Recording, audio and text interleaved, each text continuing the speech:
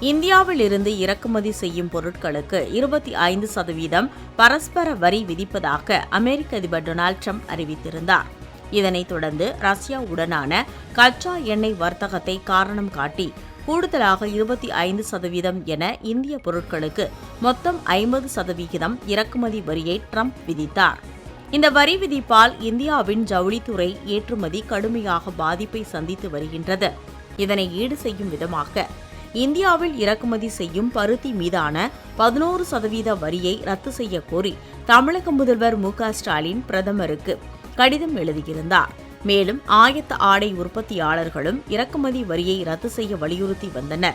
இந்த நிலையில் ஆகஸ்ட் 19 முதல் செப்டம்பர் 30 தேதி வரை இந்தியாவில் இறக்குமதி செய்யும் பருத்தி மீதான வரியை ரத்து செய்வதாக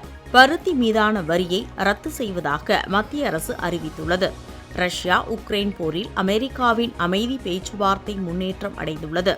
இதனால் இந்தியாவுக்கு விதிக்கப்பட்ட 25% கூடுதல் வரியை அமெரிக்கா விலக்கும் என எதிர்பார்க்கப்படுகிறது.